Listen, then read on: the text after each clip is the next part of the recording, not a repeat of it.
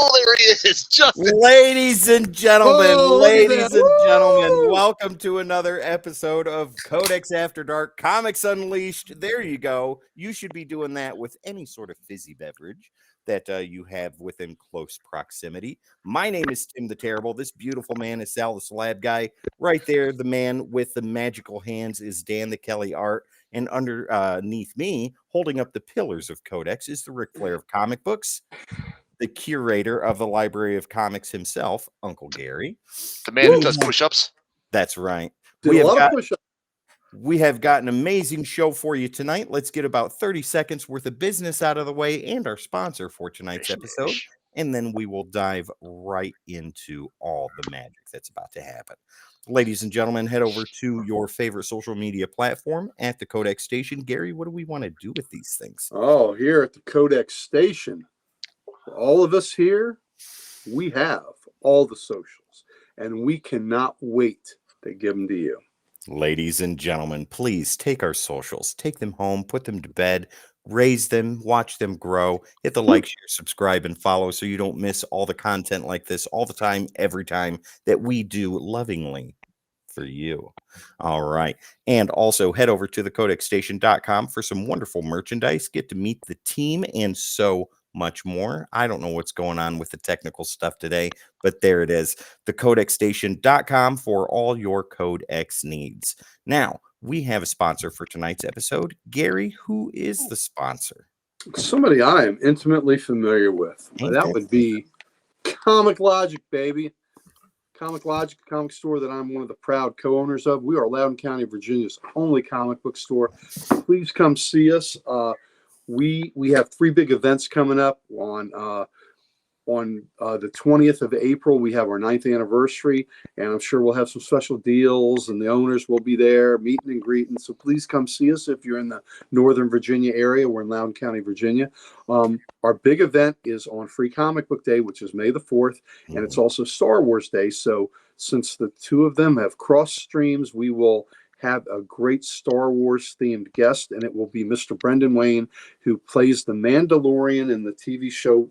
In the show, when the helmet is on, that's Mr. Brendan Wayne, and he will be signing autographs for you. And just a special kind of neat side note, he's also John Wayne's grandson, which is really cool for me to meet him, to meet Cinematic Royalties bloodline. So I will be happy to meet him. And then on May 17th, we have our Spring Lot Con, and what it is twice a year. We will return our parking lot into a mini Comic Con, and we have other vendors. There are books. There's new books. There's old books. There's variant covers. We also have like mini figures for Legos. We have local artists, local authors. I was at a party tonight with 2 of the local authors that we have that will be there with their books. So we can have a great. You can branch out. It's not just comics, and we also have artists that they'll do portrait art, do chalk art, so a whole eclectic mix of people. We even had a tarot card reader the last time. That's right. Yep, and there's possibility we even will have a tattoo artist at the next one. Ooh. So I think they're working that out now, but please come see us. Dan and Sal came for the fall one, brought their families, and we had a really good time, and we were glad that they can make it. So please come see us, Comic Logic, Loudoun County, Virginia. We got books, baby. We got you will find a comic for you at that, and we would love to fulfill your 4-color reading needs. So please come see us. There you go, ladies and gentlemen. It's a great event. When I was there with my family enjoyed it as well. Nice. Like Gary said, there's lots of different vendors. There's something for everyone there, and it's something you got to check out. Definitely. Fantastic. Yeah, ladies and gentlemen, our sponsor for the month of March and through April as well. So definitely head over to Comic Logic and check them out.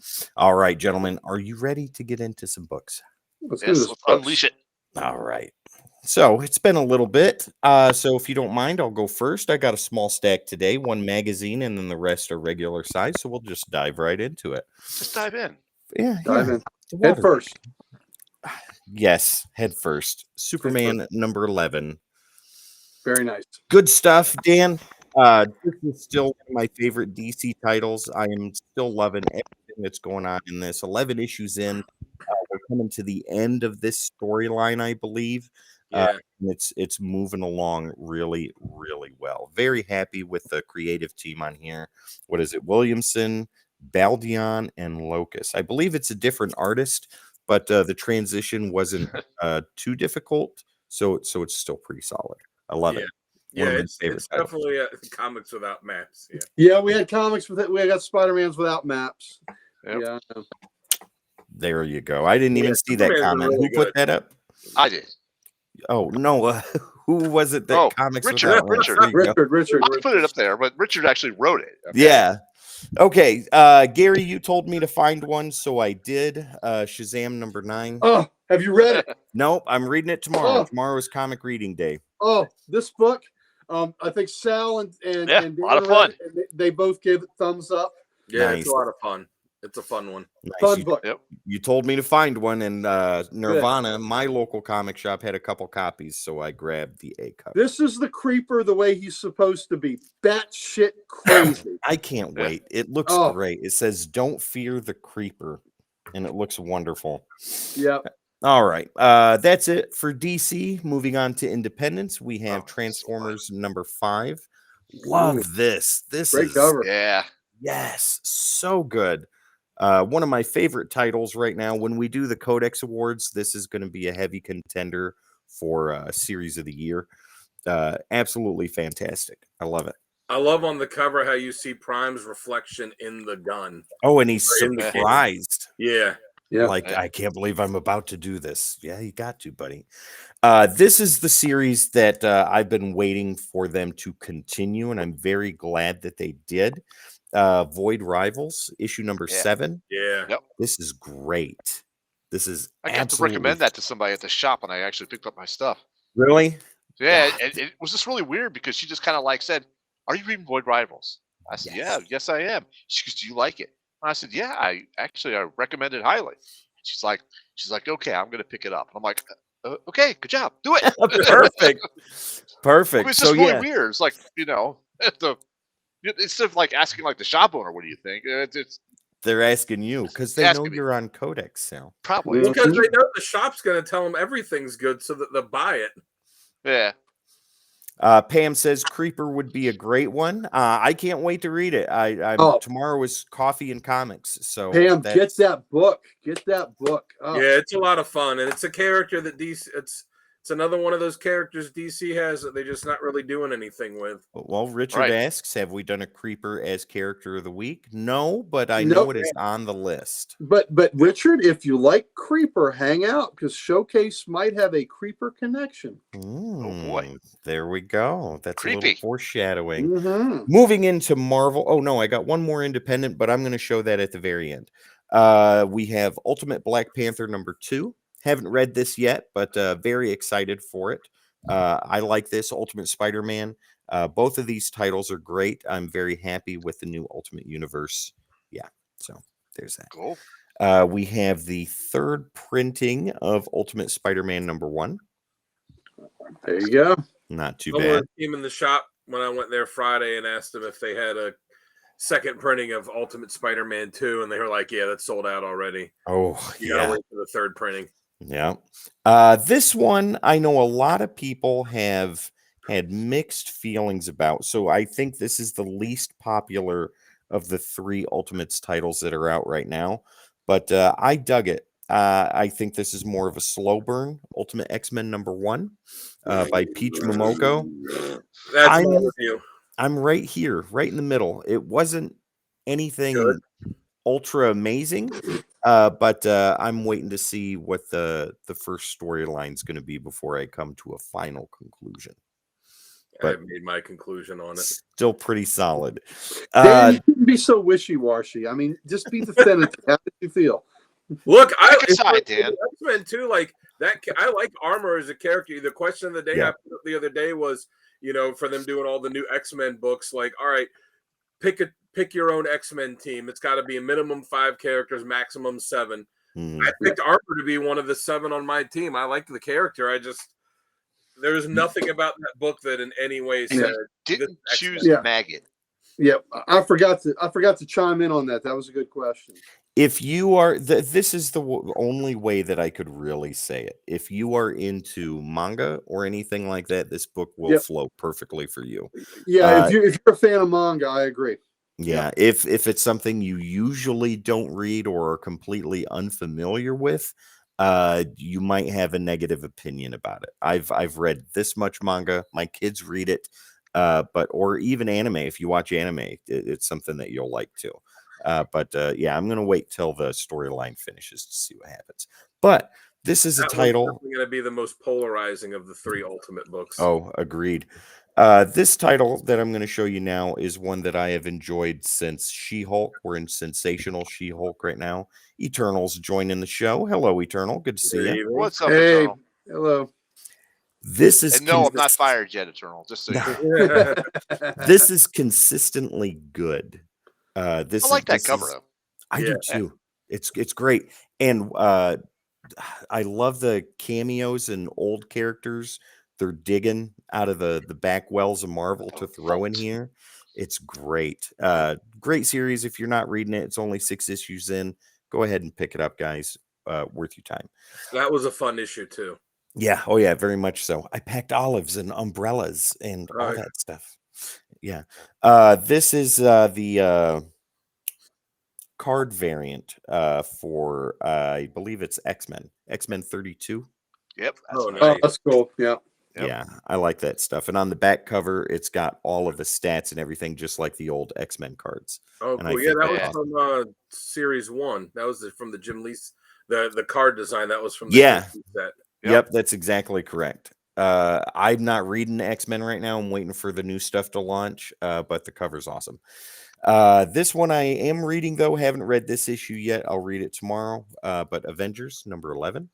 Got some Jarvis in there. Pretty awesome. That was a good issue. Was it? Enjoyed it. I enjoyed it. Now the Marvel Masterpieces stuff that they're doing right now, I'm only getting the covers that I really, really want. And this one I wanted, and this is Thanos number 4, the Hildebrandt stuff. Yeah.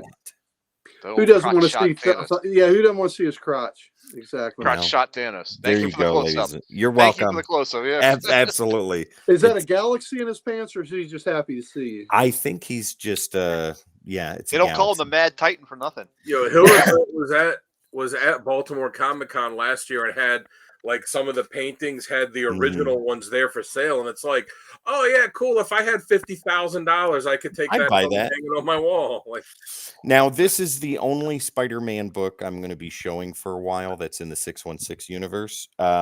It's that's issue amazing, number. Spider-Man. Yeah, not reading it. Still won't read it, but this cover is fucking sweet. He rage buys it. I do, only because I don't want any gaping holes. There you go. Look at that. That's a great cover. I got that cover. It's a great one. Call it the TWIP cover. Yep, it's gorgeous. I thought it was Bagley at first, and it is not. It is. There you go. Richard just said this about the Thanos cover. That's where he stores the stones when he's not using them. That is absolutely correct. So yeah, there's that. There's gonna be a few issues of that coming up that I'm gonna buy because Todd Knox gonna be the artist on it for a few issues. It's like a road map. Yeah, oh God, a road map to what? Now here is one that I wasn't able to grab right upon release, but my shop, this was the last copy they had, and it's the 1 in 10. Penthouse Comics. This came out in February, issue number 1. Haven't read it yet, but this is the 1 in 10 right here. Nice. Yeah, I'm very excited to get into this and read some of these stories. Very excited. Oh, so excited that I'll have 2 braces on next week. Oh my goodness. There you go. But yeah, check that out. Pretty cool, pretty awesome. Just remember that's a collectible when you're looking at it. Absolutely. Be careful when you turn the pages. You're getting them all sticky. That's right. Yeah, that's Cinnabon. That's all. It's just Cinnabon. Yeah, exactly. It's just the cream always rises. That's right. Sal, what do you got, man? Okay, I was trying to dig through and see what I didn't show last week, but I think I pretty much showed this. So I'll just give you. I don't have much to show this week. I only got, new stuff. for new stuff. Right This on. is only my new stuff. So, Okay. but for like back issues, stuff like that, because I had a HCC mail call last week, and I think I had it just before the show, and I just did highlights, and that Twip one was on there, I think. So such a I'll good just cover. yeah. It's really cool. So are we showing back issues or just our weekly polls? Just the polls right now. We'll get into back issues in a minute. All right, sounds good. All right, so I got the Transformers. I got the other cover on this nice. one. This is the B cover. Hold on. Is that this number is the 6 or B number cover. 5? Nope. Number What, number 6. Is this the day of crotch shots? It Another is. one. It is. Yeah. So they got Optimus like going for Megatron's gun there. It looks like Sexy back Crotch cover's got the, Saturday. Oh, is that Sexy what we're calling Crotch that? Megatron's Hold gun? on, we're not done with Sexy Crotch Saturday yet because we got a little Adventures Oh, there we Twilight War. Oh, Wow. wow. He's got his high beams on too. He's got 2 hammers. Ye hammer has been lifted, ladies and gentlemen. You are worthy. Cool. So I have not been reading Twilight, but I love the covers, so I've been picking them up. Yeah. This is a good book. Really I awesome. read the new one too. This is a good book. Mm-hmm. The last page of the issue right before that was so great. Yep.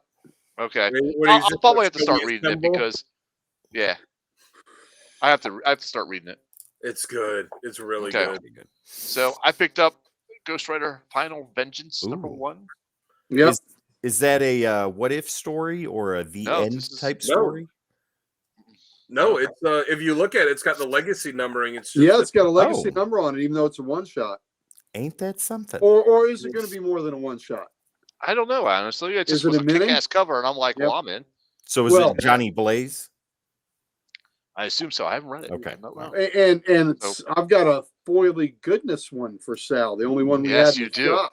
And he's getting the only one that we got. And the shop, my shop did not have it, so. That's why. All and what shop is that does? Oh, yeah, Comic Logic. Comic Logic. Look Our at that. sponsor for tonight's episode, ladies and go gentlemen. there for all your foily goodness. There you go. That's right. Yes, indeed. So I picked up Fall of X-Men number 3, the B cover. Yes. Colossus That's giving great. That is. And I guess this is a little foreshadowing because comic character of the week is. And I'm saying right now, that's probably one of my covers. You know what? I don't know if this is going to make it because I've got about 13 covers and I have not trimmed it down yet. Well, then don't use it. I'm definitely using that one, so you'll get to see that one. Yeah. All right, so I'll excel this list. So now you have my covers down to 1, 2, 3, 4, 5, down to 5. But I also have not pulled out the long box of X-Men books to actually go through them, so there may end up being more added before it's trimmed down. Yep, is that's where I Colossus started. This week or next week? Colossus is this week. No, this week I thought this week was Dead Man. No, that's next week because it's Jamie's character. Oh, okay. So this week is Colossus. Okay. So do I have to prepare for that? Yes. Yeah, are you on this week? I guess so. So yeah, Colossus. Yes. All right, ladies and gentlemen. gentlemen. It's Colossus this week. Hey, the week after that is Dead Man. I'm going to use that cover too. And then the week after that is my pick. Nice. Okay. Nice. All right. I already know who it's going to be too. Who's going to tease us? The Moth. I'll just tell you, it's going to be Power Girl. Oh, that's oh man. Wes, if you're watching, there's a lot of covers there to go through. All right, but you know what? Colossus, this was a good pick for you, Sal. There's a lot of really good Colossus covers. There is. Some of these characters, like I like Cannonball, but there's not a lot of really spectacular Cannonball covers. There is a lot of really good Colossus ones. Yeah. Yeah, there are. Richard says great pick. Yes, indeed. All right, so Carnage number 5. Little symbiote face off. Symbiote face off. And here we go. We got Tim's favorite writer, Amazing Spider-Man. I love that 45. cover. I love that Ramita cover. Do we have maps? Do we have maps? No maps. I haven't read this yet. There's no maps in this one? No You're maps. done with the game. The last map was that Elektra issue that finished it out, and the whole map just said Tombstone. Yeah. All his he's taking it over. Yeah, he's got everything. Is Peter thoroughly depressed now? And... Yes, he is. Yeah. So we got Wolverine number 45, the Sabretooth War. This is part 5. Wow. Folks, if you have not been reading this, you've got to pick it up. I haven't read that one yet. I'm looking forward to it. At his best. Yep. Yeah, it is a good pick for Colossus. I can't wait to do the stories on him. Yeah, it's going to be But awesome. yeah, this is Wolverine at brutal. This is I not need for to kids. get that. You guys keep And talking about it. It is So amazing. good. I haven't read this one yet, but it's pick it up. You know, You're they're talking about confused. the red label Marvel books. This could have been the first red label book. Wow. Yeah, very true. All right, I got a What If Venom with Ooh. Wolverine. Wow. Nice. That's nice. All right. I picked up Black Panther #2. I did not get #1, but I think Dan has it for me. Yeah, I still got the copy of it for you. Just haven't Nice. Yep. We just haven't synced up and hit the shop together yet. All right. So I picked up Black Widow and Hawkeye. At Muse. I saw that cover and I read that. That was hilarious to me. I love the cover and everything. He's like, in the neck. And he's like, oh, stop shrieking, can you, baby? Yep. Yep. So I'm going to give that a shot and see what that's like. All right. So on to my only DC. We have Fiber Eating Hal again. Ooh. Wow. Yeah. Escape from Earth. He like Escape from New York, but just a little bit bigger. Milk. Yeah, he's training. Yep. Wow. Okay. And then I picked up a foily goodness of Secret Wars #3. Was it #3? #3. Wow. Yeah, he messaged me. He's like, "Did you put something in my box?" I'm like, "What are you talking about? No, what was in your box?" And he texted me a picture of that. I'm like, "No, I didn't even see that." Yep. Your shop just go to my knows shop you and do well. Yeah, I guess they know I'm going to buy a foil because it's ended up in my box. Oh at that price tag of 10. Yes, gentlemen, ladies and gentlemen. There's no telling what might end up in your box. Ooh. But a threat or a promise. Whatever you want, sailor. But he said, I was like, maybe someone else, reserved it and they put it in your box by mistake. He was like, yeah, maybe. I was like, well, did you buy it? He's like, of course I bought it. Of course I bought it. I'm not. Sal, is that it for you for pulls this week? For pulls this week, yep. I got a little bit of back issues to show, but that comes later. You don't want to ask Dan what he's been putting in your box while he's wearing an Iron Fist shirt, man. Gary, you're in Sal's box right now. So all right. All right. That was aggressive. Yeah, it was aggressive. It's got to be aggressive. You're going shoulder deep. You can't be sweet talking that. You can't be gentle. I'm going to fold it in half tonight. Your legs are going to hurt and your feet are going to be sore. So get ready. Quick score update. Caps up 2-1. Ovi's got a goal and Wilson's got a goal. There we go. Who's got the second goal? But I did tell Sal. I was like, so I've been seeing those. I guess they're re-releasing. They're doing reprints of the whole series. Like, yeah. Well, I was like, you got that one. You're going to have to get the foils for all 12 of them now. You can't have just one. Yeah. And I went, yep. And I went on the Previews World with my Heroes Corner Comics pull list. And went, order. Wow. Order. Louis must love it when your orders come in. Well, all right. Yeah. Yep. He must. Oh, my God. Gary, what do you got for pulls tonight, buddy? We're going to start off big, baby. Superman Silver Age Omnibus Volume 1. Wow. Maybe I should have put this for back issues, but it's a new book. So all that works. If it's a new book you got this week, call it what it is. So what this does is this this collects Action Comics 241 to 265 and Superman 122 to 137. This is the last volume of this I'll have to get because ultimately my run of Action is going to be 250 up, and I'm about maybe a dozen issues away from achieving that. Wow. And then my Superman run is going to be 100 up. So maybe I'm about 20 issues away from that. I think I have 130. I think I'm 133 up, something like that. Maybe 134 up. And this goes to 137. So my goal is ultimately, same with the Batman archives, is to have these archives that will hit that mark where my issues start. So from Action and Detective, I'm going to have 250 up. Superman and Batman 100 up. So by having these omnibuses and other things in between, I'll have every Batman story, every Superman story. So nice. Which is amazing. Which is kind of neat. And hell, my Superman and Batmans, they're from like 59 to 60, 1959 to 1960 complete all the way through, which is kind of cool. I mean, that's over 60 straight uninterrupted years runs of years. So it's kind of neat. So anyway, so that's why that's a cool awesome book for me. Got the new Action. Ooh, nice. Mm-hmm. Been digging that. I've got a new Suicide Squad book, Dream Team. I've heard of this. This is the lead up to Absolute Power. Is that right? Yeah, yeah. Oh man, Waller has been just a witch lately, man. And it's written by the person that played Dreamer on Supergirl. Wow. Oh, okay. That's Nice. why Dreamer's in the book. Okay, well, that'll do it. The Red Hood, The Hill. So we got that book. Nice.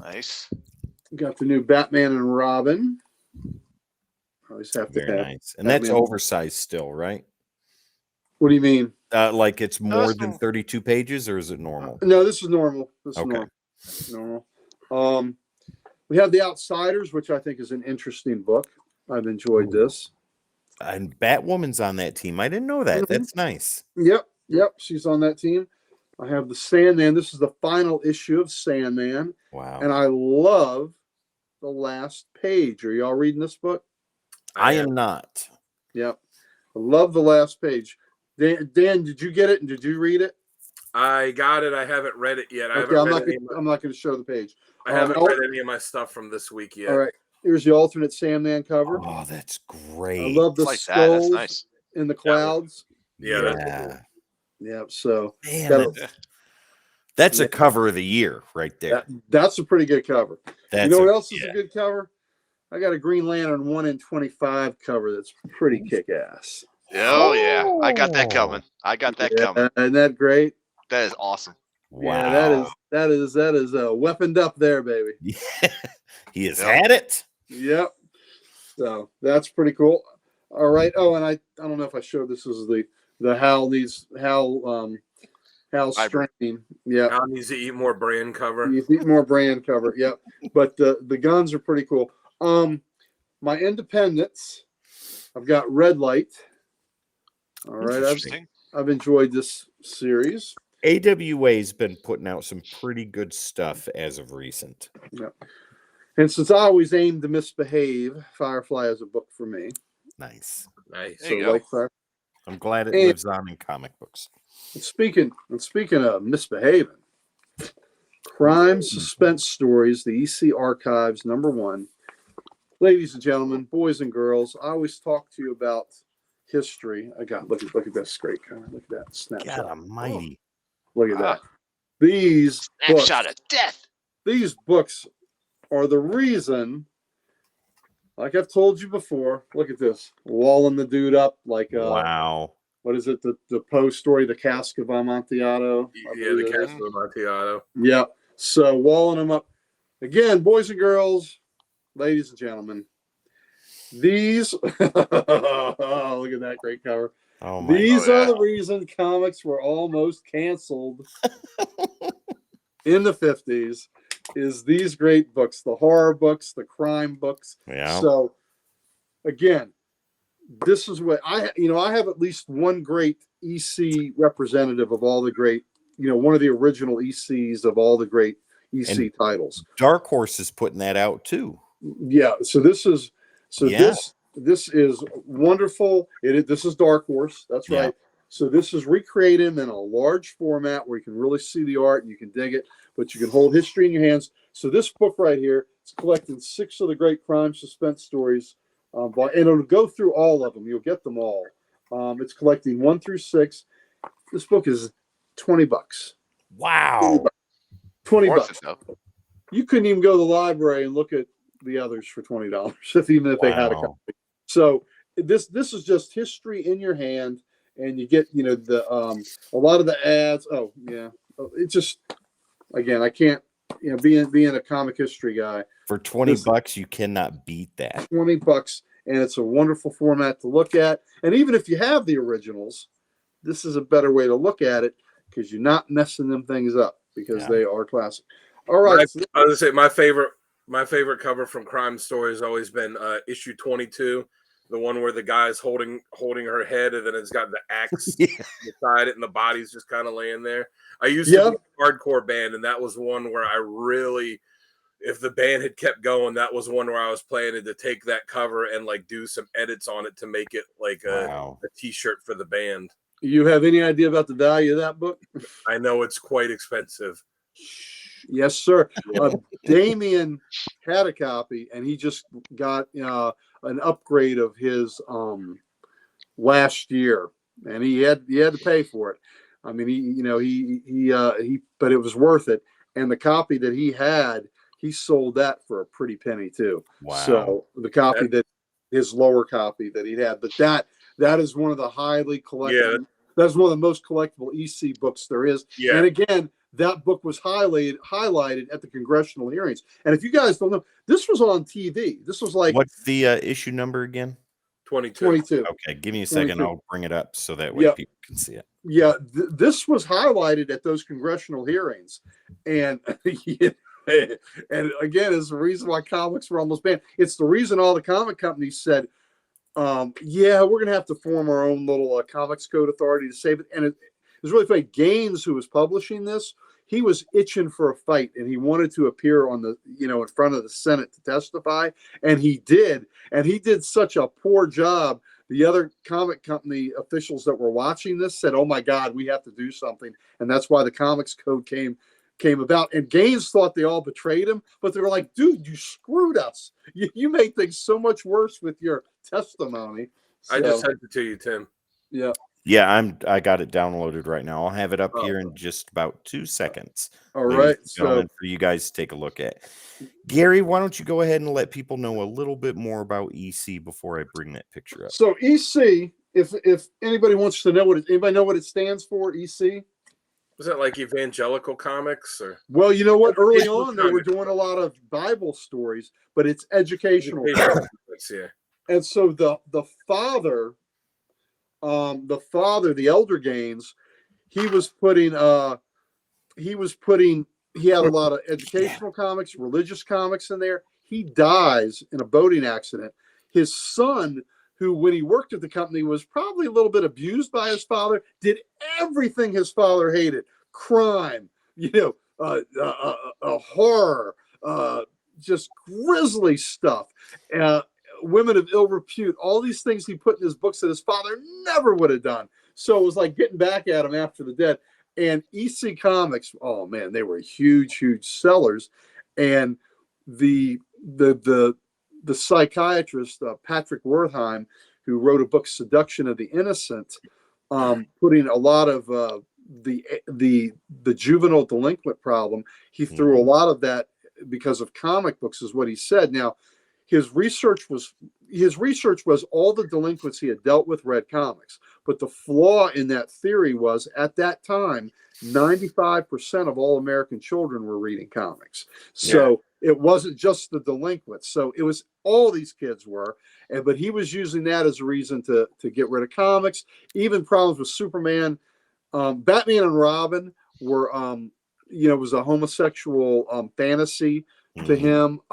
Wonder Woman was, of course, gay, and after that, Wonder Woman always wanted to get married. After that, in the comics, she was very much into married. But the early Wonder Woman comics were risque, and there was a lot of bondage, and there was some spanking and stuff like that.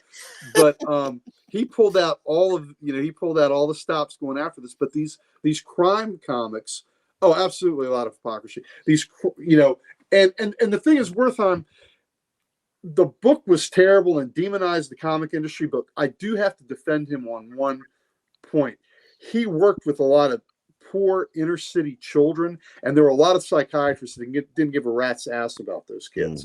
So I will say that in some ways his heart was in the right place, but I've got to vilify him because he almost destroyed our industry. And when the Comics Code Authority, and a lot of comics bit the dust in, there were burnings, and that, World War II created a scarcity in comics, as why a lot of the Golden Age ones are valuable. But the burnings, the comic book burnings of the 50s, also exacerbated that scarcity. And so, because there were a lot of books like Superman, Batman, Robin, Wonder Woman, all those were thrown in there because they were filth, right? So, and ladies and gentlemen, what has ever happened in the history of the world for people that have burned books?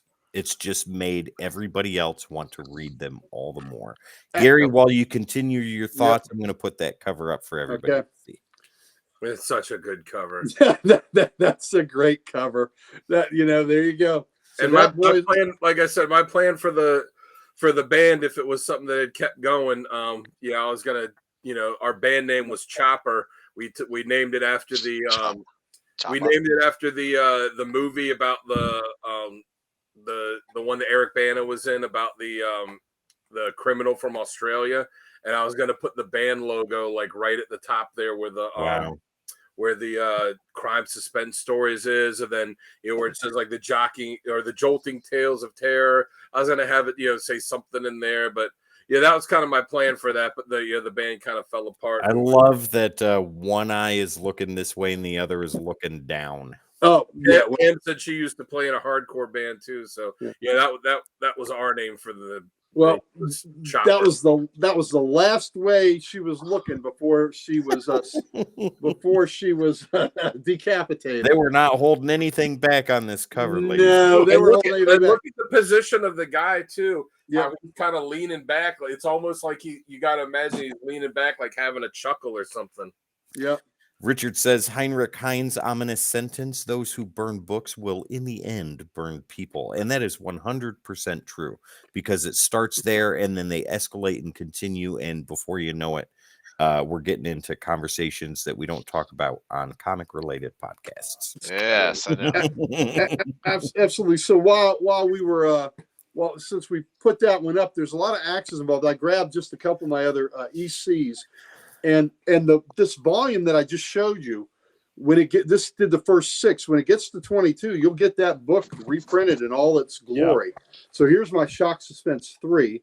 That's a dude caught in a bear trap. Yeah. And he's got a mountain lion that's going, oh, okay. It looks showcase, ladies and gentlemen. Yeah. So this is a surprise showcase.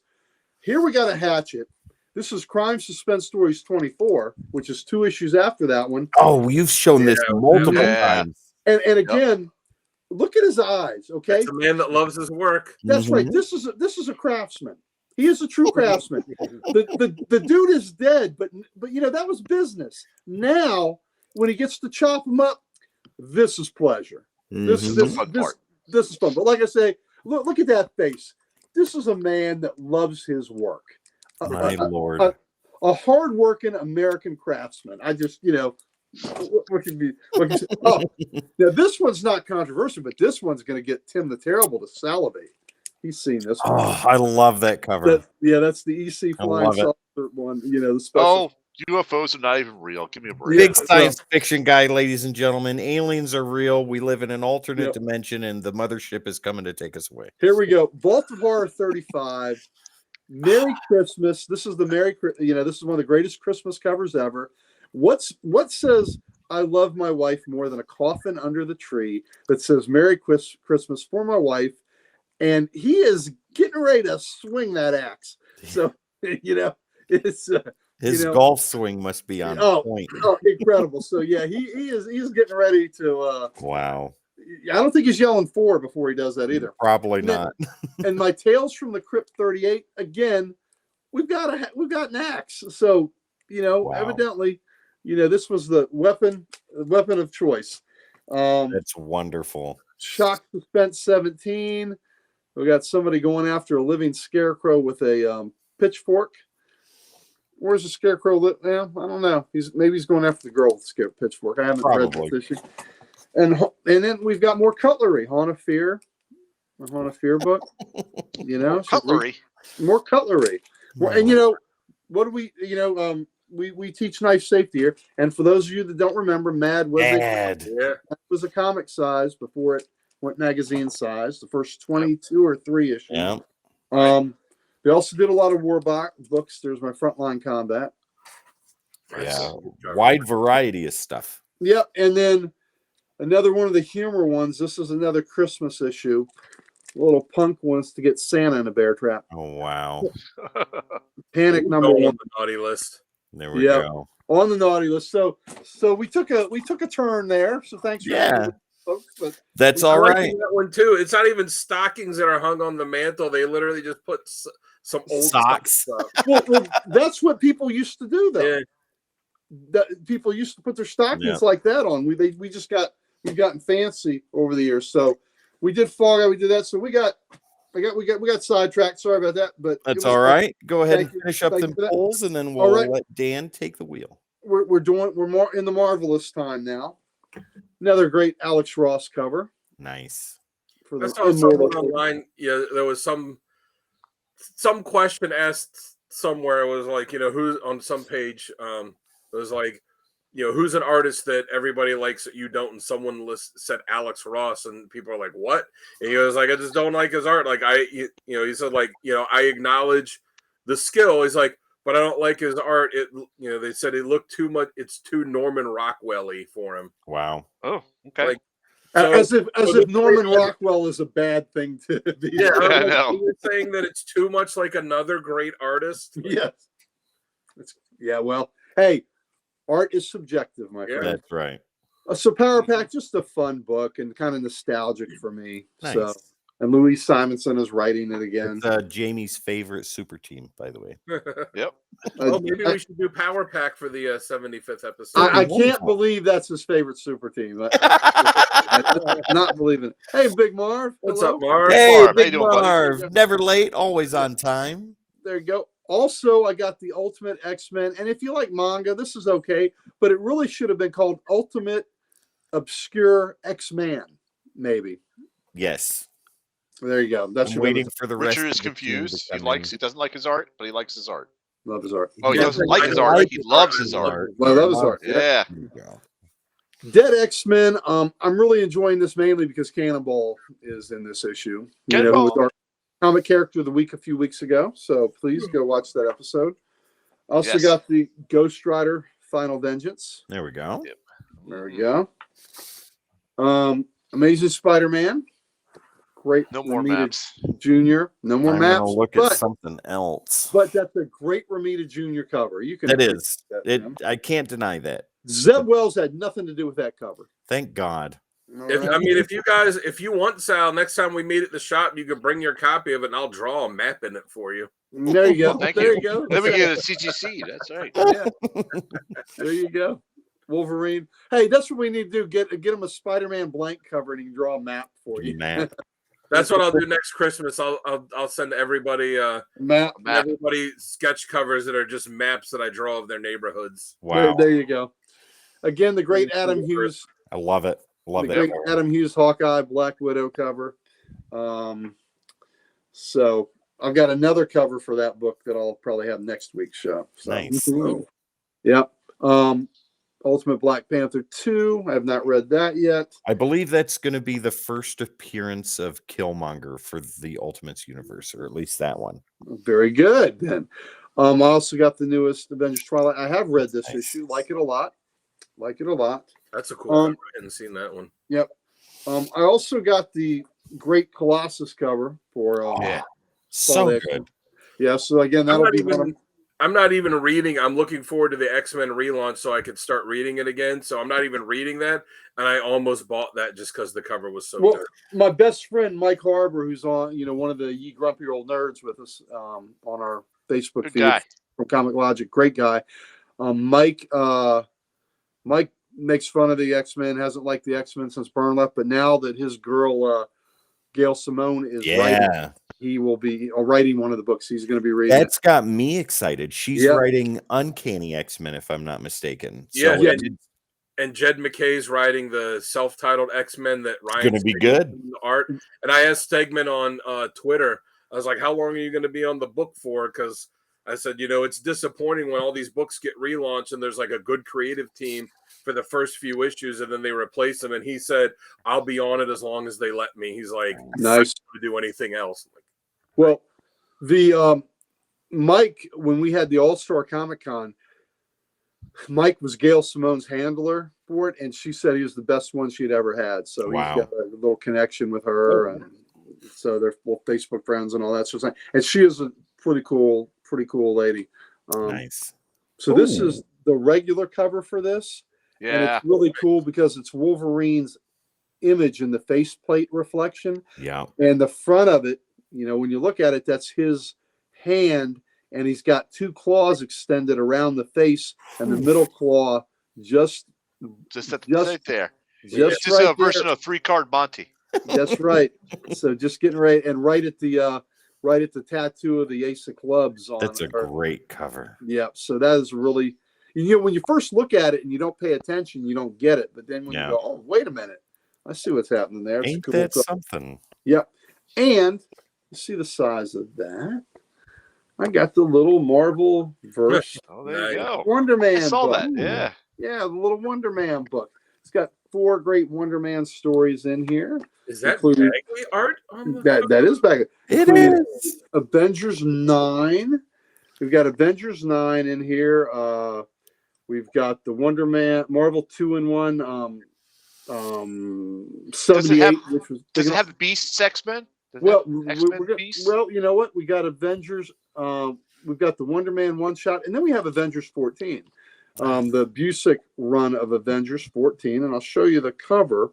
But again, I already know it. Sal, you're gonna have to help me out. Look at that, Beast and Wonder Man, right? So there we go. Right. The Beast and Wonder Man. But that's Perez art, right? That is Perez art. That's Perez art. Second page of this, Beast has come back to Avengers Mansion. And this 2-page spread, it says this. What does it say? Hi, honey. I'm home. But I'm really confused. He calls Avengers Mansion home, as if he wasn't just a guest, but maybe a long-time resident. I don't think so. Beast is home. We know he's full of jocularity. Home, he's a funny the guy. Place you live. He's playing a trick on words. Live. No, it's not. He's playing a trick on words. You It's know how you say quote, you call a tall guy tiny, call a fat guy. You know, oh my God. You know where this is not. This is not at Professor Xavier's mansion where he's saying this. I know. This is at the X-Men mansion. Because that's his character. He's joking. Yeah, okay. He's joking. He's full of jocularity. He's full of jocularity. I don't know that the Beast is you're saying the Beast is a stone cold liar. And then he's so home. I never said he was a Wonder liar. Man a big old wet kiss. He is home. Man. So there we go. Nice. It is in the pages. It's in the pages. Hi, honey. I'm home. That'll be retcon next week when he hits the, he's real home, the Avengers man.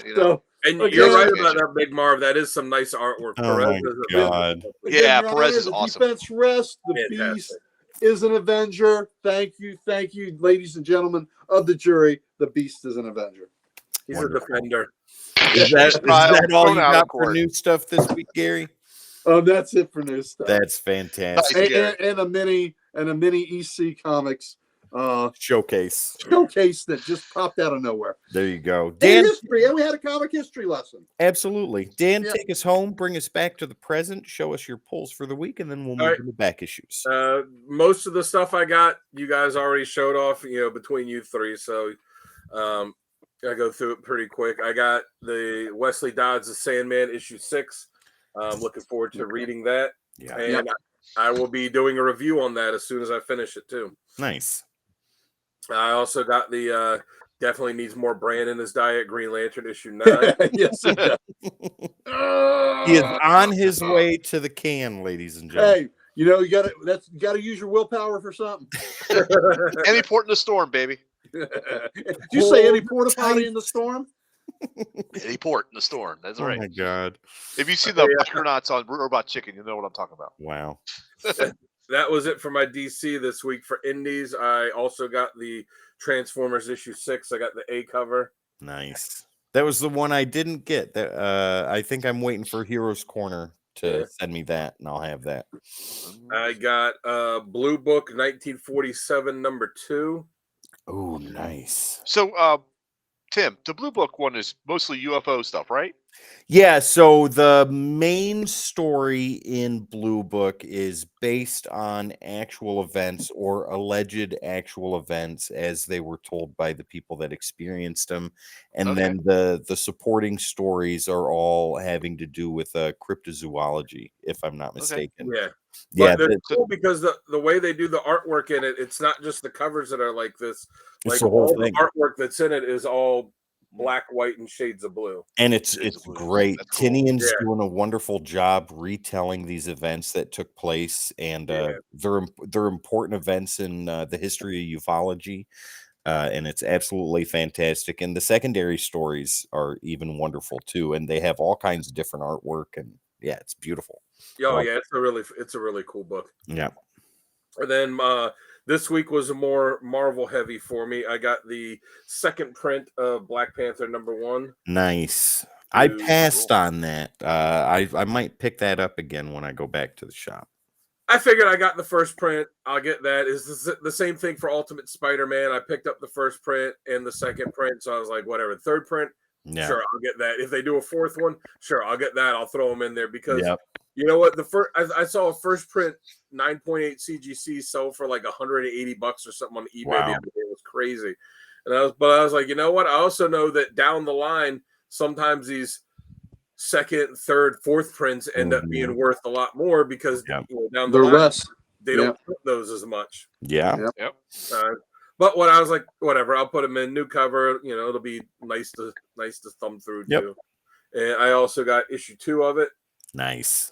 So looking forward to reading that because the way the first issue ended with the character references on there, I'm like, ooh, that's gonna be cool. Very much so.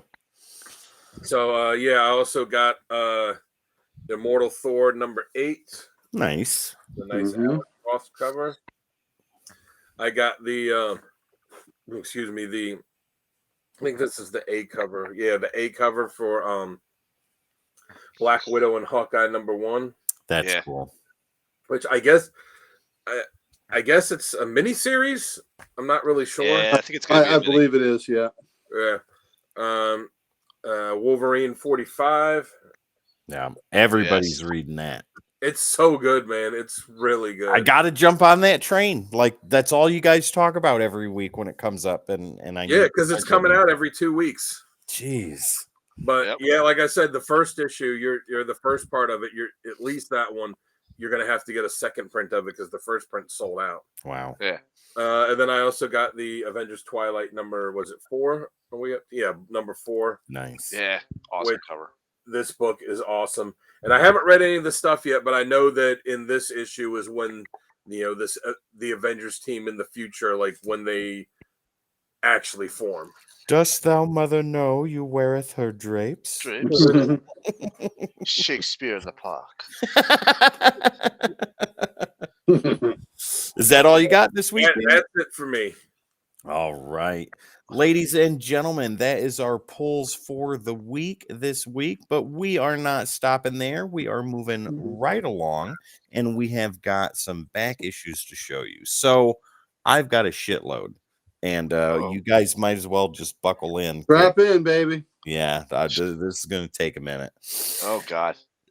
That's what he said, but So we'll start with the 2 trades that I got. Now, the first one, I mentioned this to you guys in the group chat, and I'll just show it. Yep. Wonderful. Nice. Very happy that I read this. It's 4 issues. I got this for $3 at McKay's, and it's the hardcover too. Oh, it's worth it. That's $3.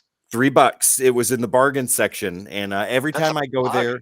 Yep. Every time I go there, I look in their bargain bin and see if they got something nice. And I saw that, and I know that you guys had talked about this when we did Wildcat for Comic Character of the Week. And I for $3, I couldn't pass it up. I sat here and read it and fell in love with it. Gary, I think I messaged you first. Yep. And told you how great this was. So yeah, this, ladies and gentlemen, $3 for that. It was absolutely Jeff fantastic. John's love for the JSA is so apparent in there. Oh yeah, it is wonderful, incredibly so. And Stargirl is based on his sister that died. Oh wow! He used her as a template for his sister that died. That makes it in a plane accident. That makes it even more. There's a little bit of something for everybody. I love that Hawkman was there, though he was not in as much of it as I wanted to see him in for the first 4 issues, but I know the series continues. The JSA has such a wonderful legacy that where they bring the younger generation of heroes in with the older ones. Yeah. I can't recommend that book highly, and I'm so happy that you're becoming a JSA fan. Oh, 100%. I am diving right in.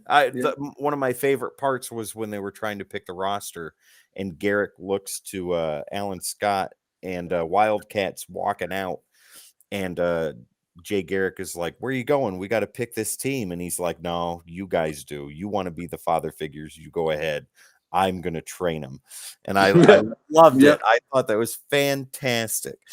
But here's the other one that I got. This one I paid a little bit more for, but it's the first 12 issues of Death Blow. Oh, nice. And I'm about halfway, well, not halfway, getting there. Yeah, about a quarter of the way through it. This is great. I totally forgot that Tim Sale had done work in here. I didn't realize that either. Jim Lee did very little. Like he does the covers, and I think he did the first 2 or 3 issues. But then when the transition from Lee to Sale goes, it's seamless. You almost don't recognize it, and it just moves. Issue 0 in here, I was not happy with. This collects issues 0 through 12. Issue 0 read like a super sweet gas station candy 32 pager, and I wasn't happy with that. But the issue 1 forward reads like a very mature book, and I'm loving where it's going. It's been a long time since I've read Death Blow, and I'm glad to be able to get into it again. And this is just wonderful. Nice. Yeah, and the style that Lee used on it when he started was than his normal stuff. It reminds me of Frank Miller when he was doing Sin City. So let me bring that up here, and I'll show you. Yeah, not that issue 0. I could care less about issue 0. Does that not remind you of Frank Miller? Yep. Absolutely. All the way. And that's Jim Lee's work right there. But let me bring you to Sales work, yeah. And then it's just look at this. The transition into Sale. Very good. Amazing. I love it. And I can't wait to finish it. Like I stopped reading Nightfall so I could read that. But let's get on to the first stack of. Oh God! Oh, I've heard that twice in my life, and I got 2 kids because of that. Oh my! Wow. Oh my! Heard that too. So, all right. First things first. Dan, this one's for you. Sketch cover. For nice. Couldn't pass it up. The Invisible Jet. I was saying, nice. It's beautiful. I was going to say the cashiers at McKay's, when you walk in the door, and this be like, it's that guy again. We know who he is. Oh, Speak tonight, ladies and gentlemen. This one I got from Heroes Corner Comics, Heroes Corner Comics Insiders on Facebook. If you're not a part of that, ladies and gentlemen, you are missing out. Yes. Yeah. So I got that there. This one I also got from Heroes Corner. This is Batman 135. Trying to get all of these Art Germ covers that he did. Yeah. And this was one of the ones that I was missing. Oh, yeah. Now, Gary, this is for you, good sir. All right. And the issues for these are incredibly affordable, and I'm going to collect them all. This is now part of my 2024 collecting goals. All right. And this is the Spectre, Volume 1, number 7. Oh, there you go. Spectre, and there's only 10 issues. Yep, and it's got a date stamp right there too. There you go. Nice. Yeah. So I got another one coming. Not going to tell you which one it is, but you'll see that in 2 weeks. But yes, this absolutely wonderful. Nothing like, and you're getting into the Spectre. This is so cool.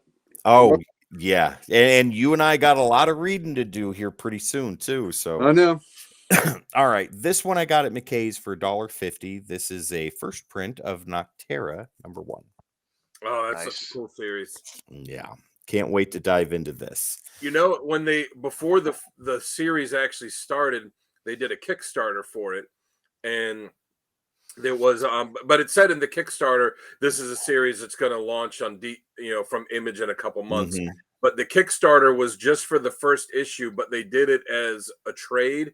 And it's and all the artwork is in black and white, and it has, and the way they did it was they had the page of script, and then beside it the artwork. So every time you flip it, it doesn't have like all the text and stuff on the page. It's just the script and how it was written, and then That's wonderful. The page of artwork that went with it that they kept all black and white, and then it has some other like some other stuff added to it in there too. But you could pick up copies on eBay of it. I'm sure I'll be able to.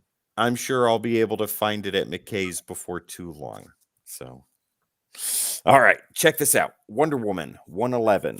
First time she meets up with Doomsday. Nice. I paid $1.50 for that. That looks like a burn, right? Yeah. Yep. I am frugal when I shop at McKay's. I refuse to pay the inflated $3 price for Spider-Man issues.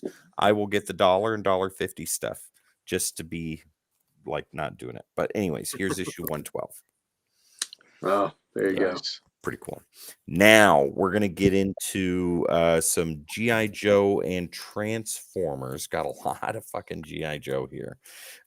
This is all stuff that I got from Wes Rebel Scum right here on the Codex station. So we'll just get started. G.I. Joe and the Transformers issue number 3. Look at that. Yeah, nice, absolutely wonderful. G.I. Joe and the Transformers issue number 4.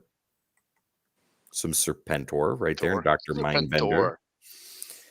Nice. Spectre Volume 1 is on my short list of short runs to get, or do you already have it, Pam? Because if you don't have them, hop on eBay. I know some people have issues with doing that, but I am finding like from 2 to 10 in a very fine minus condition for 20 and under.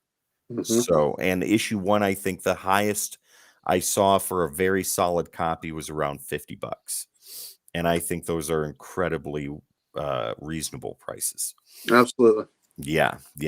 Severely underrated and a great Silver Age series that's easy to collect.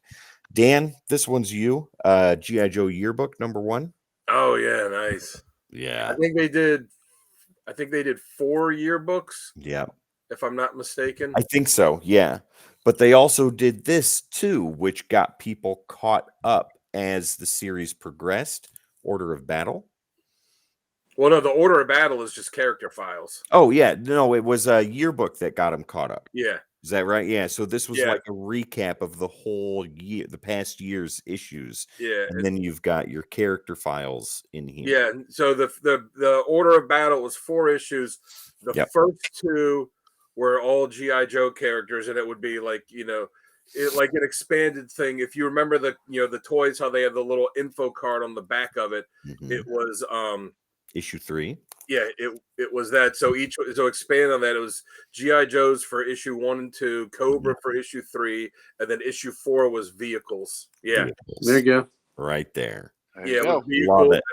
I think they did the pit too, if I'm not mistaken. They did like a whole breakdown where they showed like all the levels of the pit and what was on them and all that. Yeah, so great stuff, guys. If you want to dive even deeper into G.I. Joe, let's get into some issues.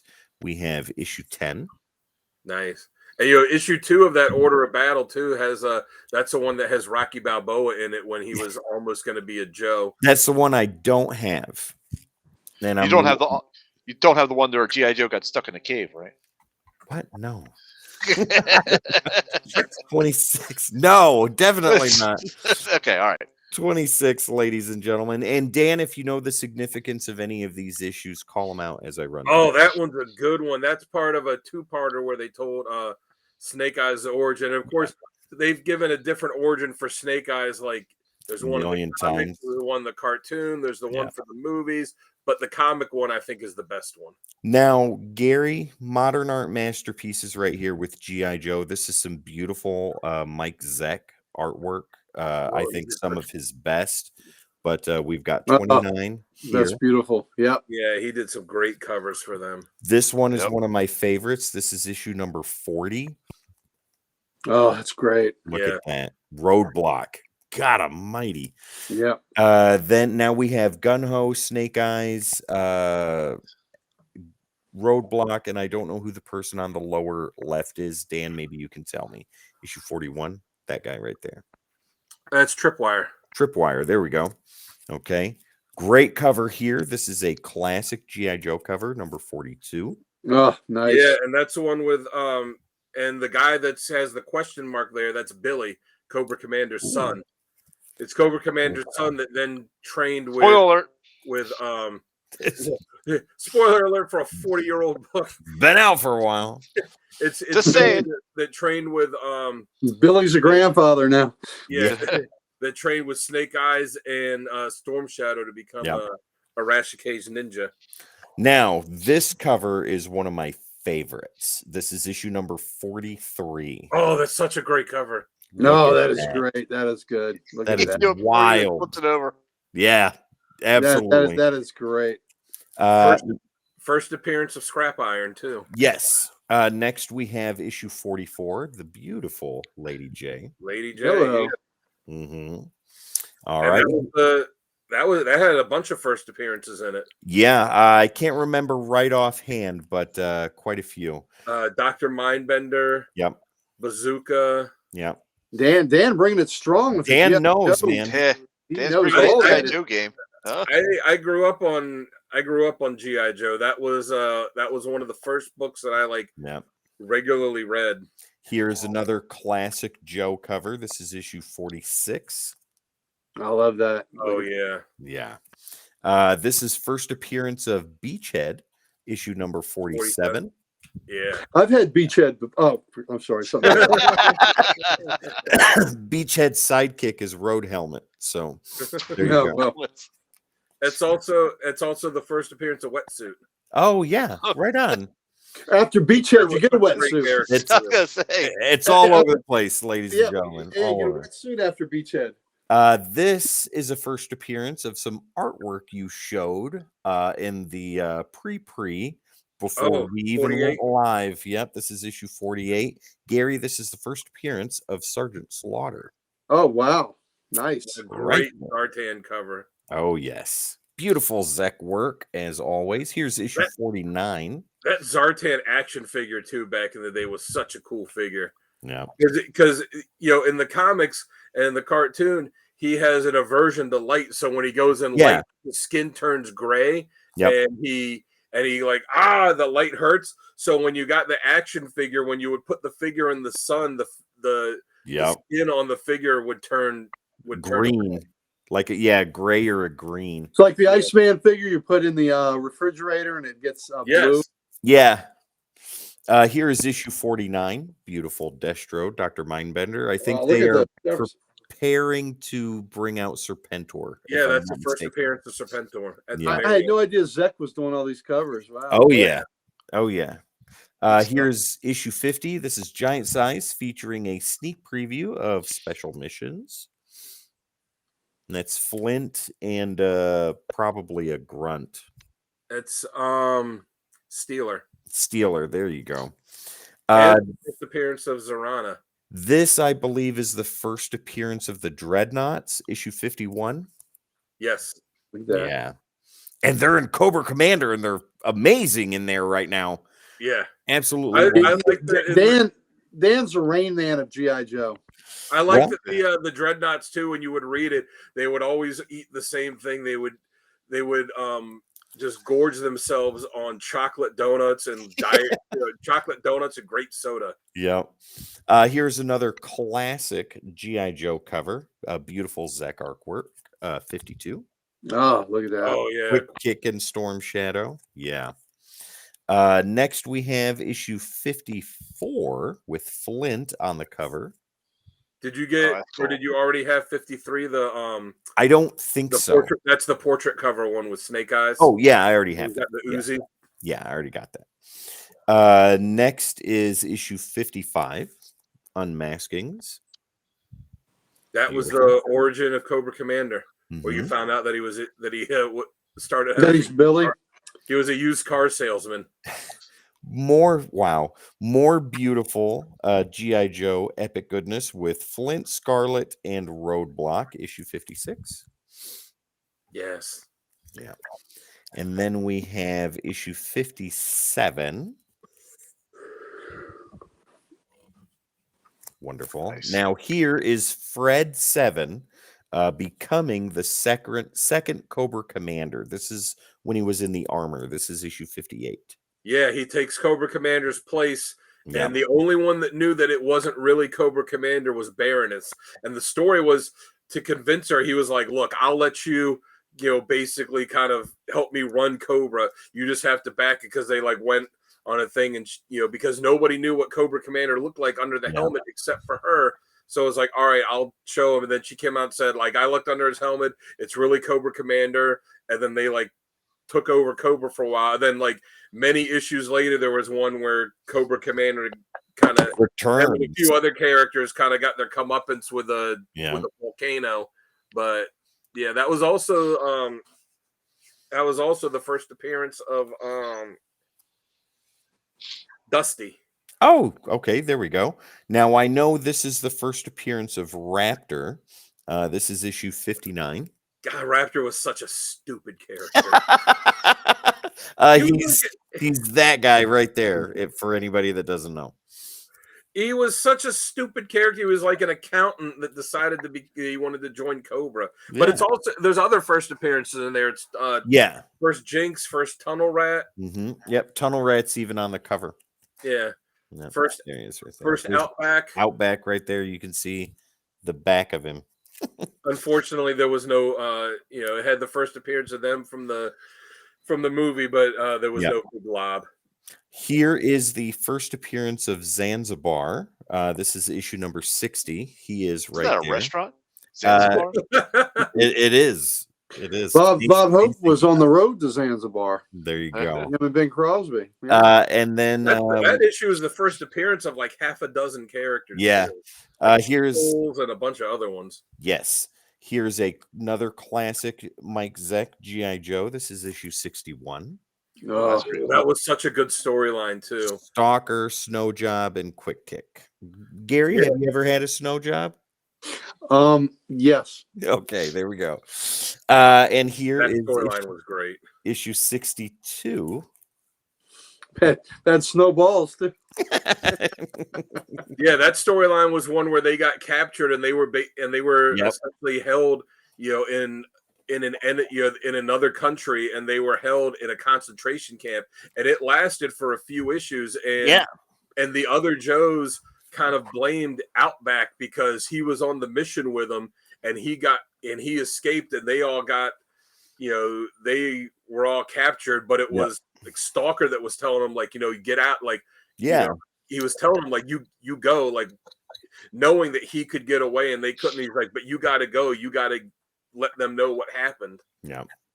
All right, so that is it for G.I. Joe. Moving on to Transformers. First appearance of the Dinobots. Yep, I have that one too. That's a great one. Oh, I'm gonna get that one slabbed. I'm gonna get that one slabbed. All I need is issue 1. Wes is gonna look and see if he has a copy, and then I'll have Unbroken from 1 to 20. Nice. Yeah. So there's that, issue number 24. Now, with the animated series, ladies and gentlemen, it was very different than the comic book, the American version, which was much darker. They did more mature storylines, killed a lot of characters, and that's the same with G.I. Joe too. And then the British version of Transformers was even different from that. But here's issue 24. You had the Unbroken run? I like was it issue 14 when they didn't call him Bruce Springsteen, but it was clearly Bruce Springsteen and the E Street Band in the comic. I have not read that in a long time, so I'm going to have to look again. Here's issue 27. Dinobots getting the snot kicked out of him. Yeah. Oh, I had that toy too. That was such a cool I can't remember his name though. Sonny had it too. It's in 20 different pieces. Yeah. Yes, Sonny had it in 50 million pieces. Triptychon, that's the character's name. Yeah, that's right. Here is the first appearance of the Triple Changers. This is issue 29. Oh, nice. Yeah. Next we have Blaster on the cover, isn't it? Yes, maybe not. I don't know. I'm not 100% sure. I can't. Yeah, it's hard to tell there. Issue number 30. Cool. And then issue 31. This is one of the tape. Oh yeah, Bat. that's Rat. Yeah. Rat Bat. That's right. And then issue 32. Now I got these from my buddy Brian, and these are very clean copies, like potential 9/8 candidates. That's how good they are. Wow. Issue 33. Very nice. Shakespeare. Shakespeare's on the cover box. Shakespeare. Nice. Here's issue 34. That's great cover. Cool. Issue 35. Hits him with the train. Yeah. Astro Train. Issue 37. This is Suburban Shootout Mayhem at the Mall. Oh, that's a cool one. Now here's 38. We're getting into Headmaster's territory, and I believe this is Scorponok on the cover too. Is that right? Yeah. Yep. Scorponic or Scorponic, yeah. And then you've got the Headmaster, who is also up here. Yeah, that's Fortress Maximus. Yep. Yeah. Here's Fort Max gets the shaft, ladies and gentlemen, in issue 39.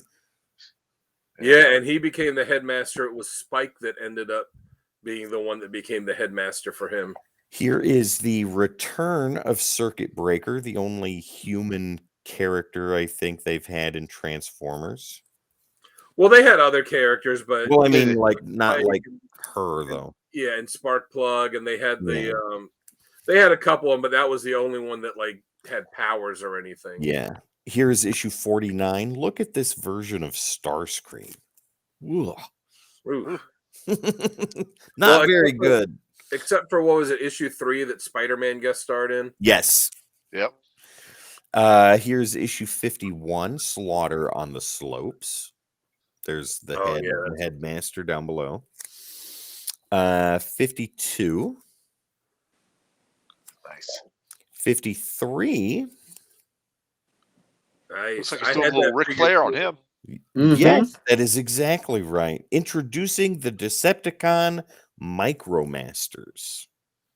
No, that's Human issue. size. That's not 53. That's 55. 55, yeah. And the then 53 was a Jim Lee cover. Yes, it had Galvatron. And then this is issue 58. That's cool. Yeah. So that's it for Transformers. Now we're going to move into something a little weird. And no, the Galvatron cover was 67. Oh, well, then I don't know what 53 was.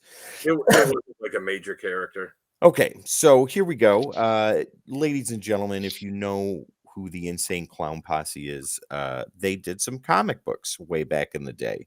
Are you a juggalo? For Chaos Comics, that's right. This is called Insane Clown Posse Rays of the Deserts of Glass. This is the Great Malenko variant cover. Wonderful. I am an ICP fan. I'm a juggalo at heart. Not ashamed to admit that. And yeah, this is wonderful. This is great. Now, here's band used to do a cover of Chicken Hunting. Here's the cool ones though. This is called Insane Clown Posse, the Pendulum, and these had CDs with them. These are still polybagged with the CDs attached. Oh, nice. Oh, nice. Okay. All right? hail Galvatron. All hail Galvatron. So yes, exactly. Big Marva proofs. And then this is the Amazing Jekyll Brothers variant cover for that with CD. Ooh. Oh, very cool. So are you going to pull the CDs out and listen to them? No. Yes. I'll stream them and I'll leave that as is because that's just neat. That's neat as hell. Next we move into Ice Age on the World of Magic the Gathering. This is still polybagged with the magic card inside. Oh, I remember when those were first coming out. Yeah, not too bad. Got an ash can here of Fantastic Four for 75 cents. Oh, very cool. Yeah. Now, I already have a copy of this, but this is a much better copy than the one I have. I want this graded at a 9.8 just so I can have it on the wall. One of the greatest Elseworld stories ever written, and this is Superman Speeding Bullets. Yeah. That was a great one. Love this story. Absolutely fantastic. Excuse me. Next, we have X-Men Phoenix End Song. This is the variant cover of issue number 1 with her in the gray Phoenix suit. That is a great cover. Greg Land. And that was a good series, too. Yeah. Yes, it was. Yeah, so this, I'm very happy that I got that. Sensational She-Hulk number 8, meeting Nick St. Christopher, the world's greatest detective. Yep, there he is. You're kidding, right? Oh yeah, that's a good issue. Then we have Spawn Toys comics. These came in the first line of Spawn Toys. This one is the clown. Yep. Plenty of room for a remark if I ever meet Mr. McFarlane. Also, we have the Violator. And we have Spawn. Nice. Those are thin books, too. Yeah, they were only like 8-9 pages. Yeah, very small. But like they're hard to keep in good condition because they're so flimsy. Yeah, exactly. This is Mighty Morphin Power Rangers Volume 2, number 1 from Hamilton Comics. So this is very early Power Rangers in comic form. Does Jamie know you have that? Well, I was going to say. Now. You allow it? Big Marv, I agree with you. ICP does make good music. A lot of their older stuff. The first series of Joker's cards is really great. If you like horror rap and stuff like that, give it a listen. It's good stuff. This is the platinum version of Predator versus Magnus Robot Fighter. Oh, nice. I love that cover. I didn't know they did a platinum of that. I didn't either until I saw this the other day, and I was like, I'm going to take that. That's pretty awesome. This was the variant cover for the Amazing Spider-Man Annual number 43. This was one I was missing, and it's a beautiful cover. Nice. Yeah. That is cool. Yeah, I like now that. You're going to have to see if they did a platinum variant for the second issue of Predator and Magnus. They did not, just for the first issue. Oh, you look it up? Yeah, oh yeah. This is the second print of one of the greatest Garth Ennis stories ever written for Marvel Comics. This is The Punisher Kills the Marvel Universe. Oh, nice. That's the second print, too. Second print, yeah. I love this. And this is Steve Dillon. Yep. So, Dillon's. Yeah. Great stuff. This is the Walmart exclusive of Spider-Man number 1, the official movie adaptation. Oh, cool. Yep. Not too shabby. Let's go back to Transformers. This is Generation 2, issue number 8. This only went 12 issues, I think, and it was done. Yeah. There's like so many Transformers volumes. It's insane. Yeah. And then this is issue 7. Very cool. Okay, and then we're going to stick with Transformers for a little bit more. This is the Headmasters 4-issue limited series. First appearance of the characters. Yeah. Issue number 1, issue number 2, issue number 3, The Love That Kills. I know. And issue number 4 with an awesome hot rod and cup on the cover. Yeah, it's and a cool cover. Enter the Target Masters. Oh, I like that. Yeah, that's pretty. Yeah, that's when they had people, turn into their guns. Yes. All right, so that covers that, and now we're going to get into the last little bit that I have, and it is not little. So I'm That's just what she said. right. She knows a lot. She says a lot of stuff too. Mhm. Okay, so here we go.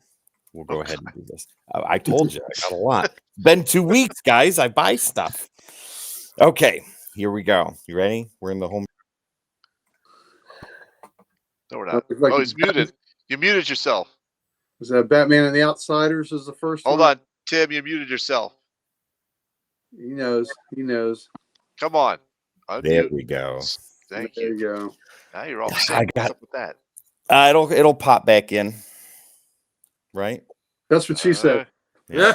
She said, Am I in sync now? Am I No. back in sync? No. Give me No, 1 you're second. still a Backstreet Boy. Uh-oh. Hang on. Oh, I saw what you did there. Hi. Hey, Dan. How are you? All right. How about that? Is that better? Yes. Better. Thank you very much. Perfect. All right. Moving on, ladies and gentlemen. Jamie, if you edit this episode, just chop that part out. No, wait. Leave that in. Daredevil 232. Daredevil. Oh, Nuke. Yeah, very happy to finally have that. Then we have 233. That's the a good second one part too. to that. Yeah. When the Avengers show up at the end of that, that's tight. This one's a big boy book for Daredevil. This is The Death of Elektra. This is 181. Oh, that sure is. Yeah. And it's a newsstand, and it's mint, Sal. Nice. Beautiful. Nice. Gary, this is one for you. You're going to really enjoy this. It was $10. I could not pass it up. I got it at Nirvana, and they had more. So I'm going to go back when I get paid again and get the other ones. This is Swamp Thing, number 13.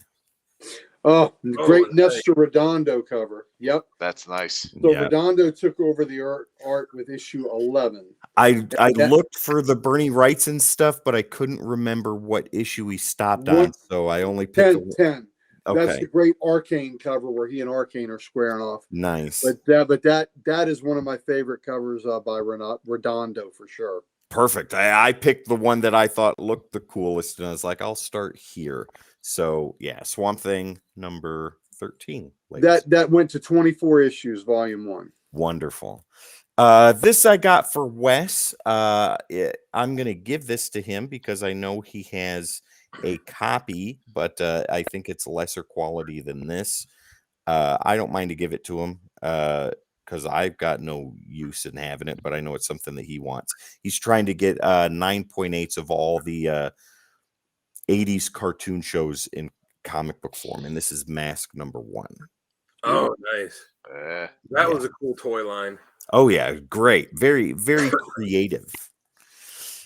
Here's some signature stuff. Got these at McKay's. Both of these books were in the same bag and board, and I switched them out, but it was $5 for both of these, and it's the same issue, and I don't know why this person didn't just get it double signed, but he got the same issue signed by the cover artist and interior artist. So this is World War III, Book 2, signed by Ethan Van Siever. Nice. Yep. And then the next one is the exact same thing, but signed by Sinclair, who does the interior artwork. Are you sure they both came from the same guy? Well, they're a year apart. This is 08. This is 07. Yeah. Oh, okay. Yeah, because they both put the years on there. I don't know if they came from the same guy or not, but that's what I say. Are you sure it was the same guy that got them both signed? But they were in the same bag and board, so I can only assume. Now this I got West Coast Dave Vengers on YouTube. If you guys haven't checked him out on Wednesday nights, late Wednesday nights, he does comic book sales live on YouTube. I join in from time to time. Set a specific amount that I'm going to spend, and then I get that stuff, and that's it. But I got this. Very happy for this. And Sal, this is coming to you. To get graded.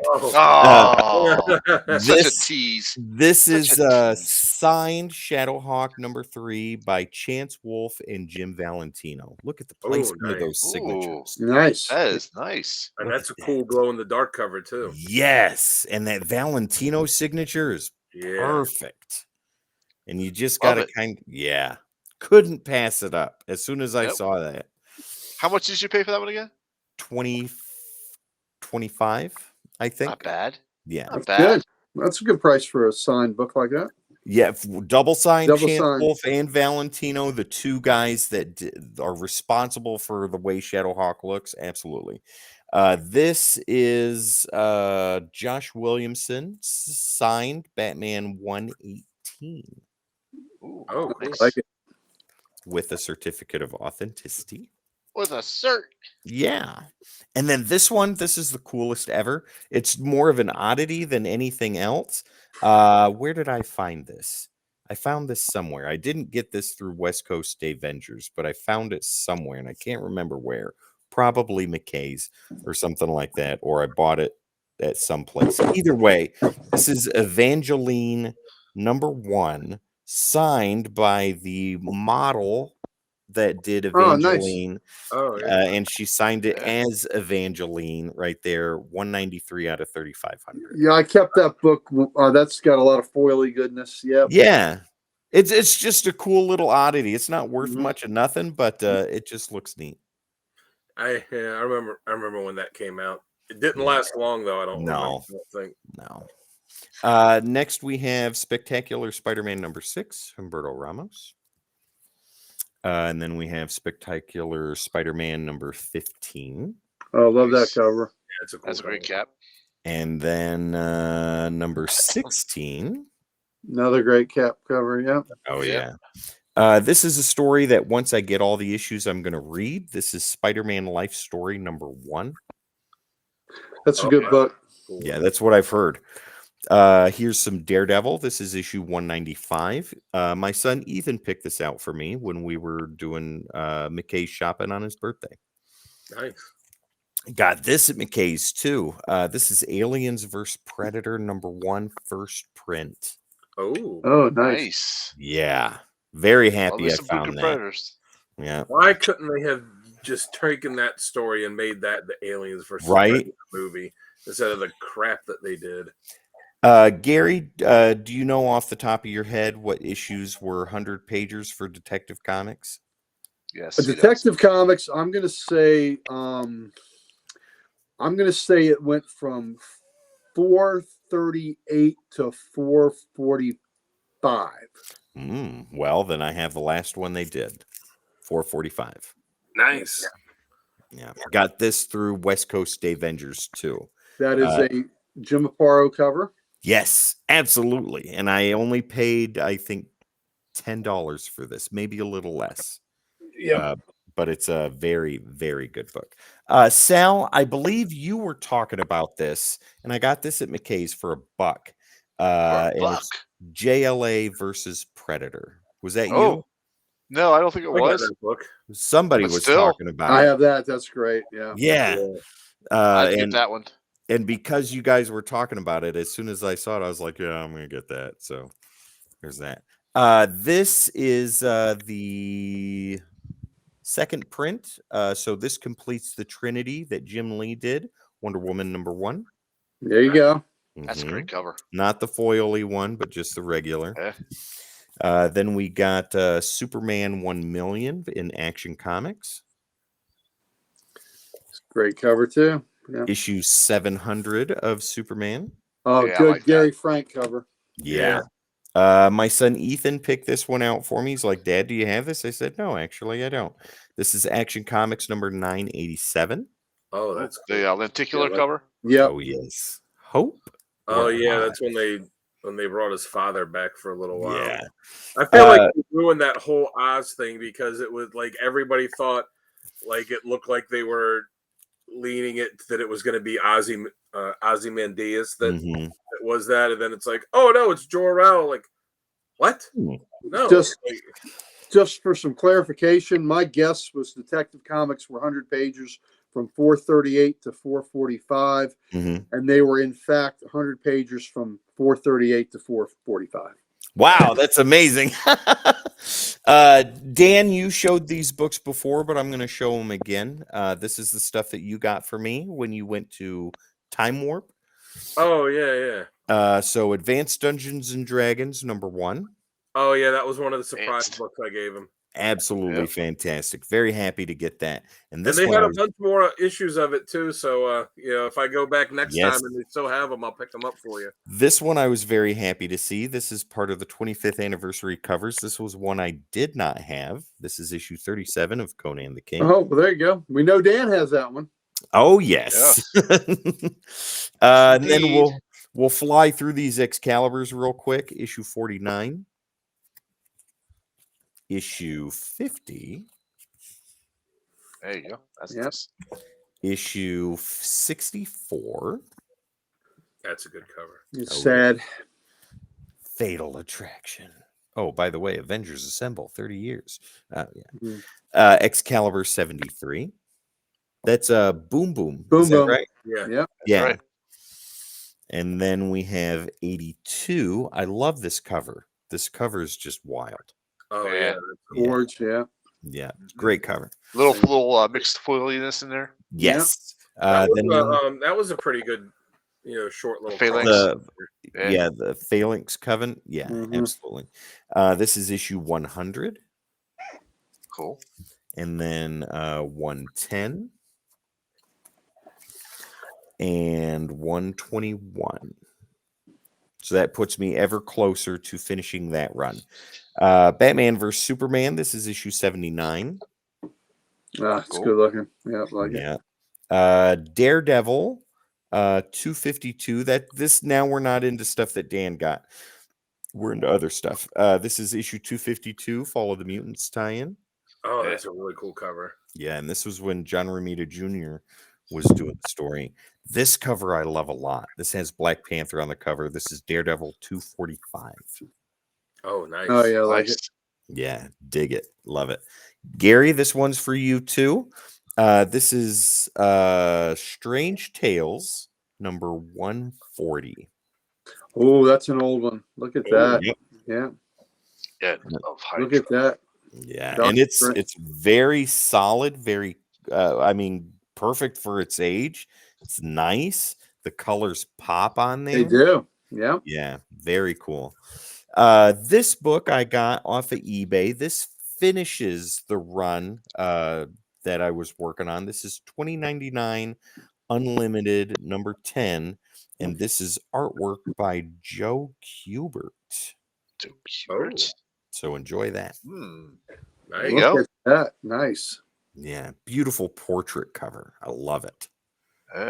That's such a cool costume design too. Isn't it though? It's so awesome. I dig it.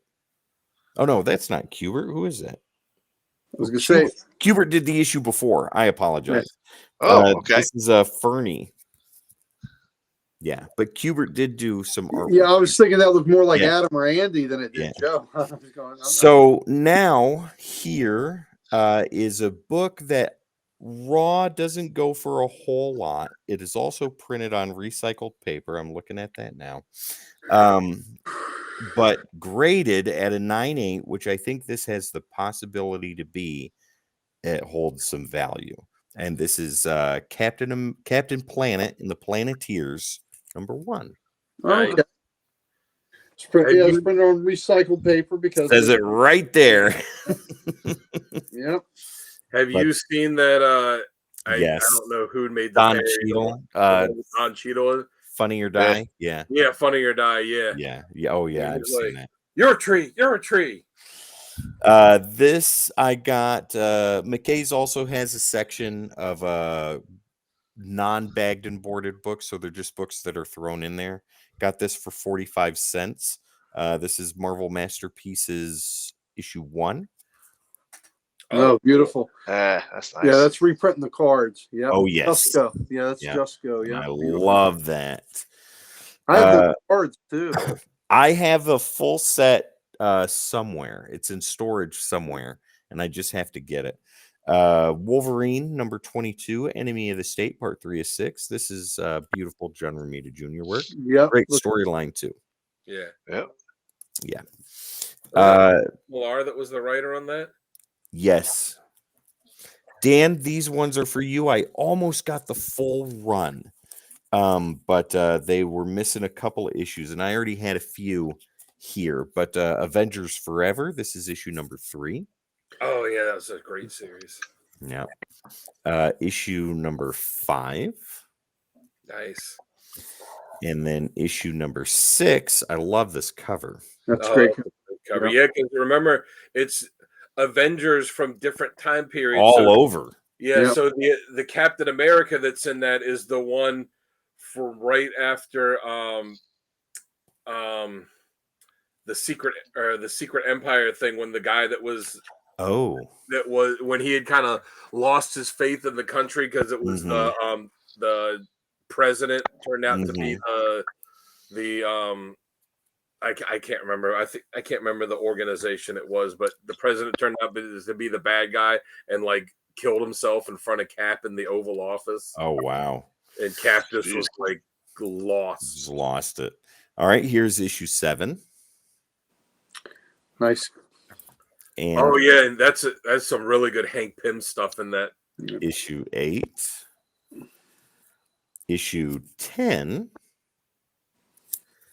and 11, and 12.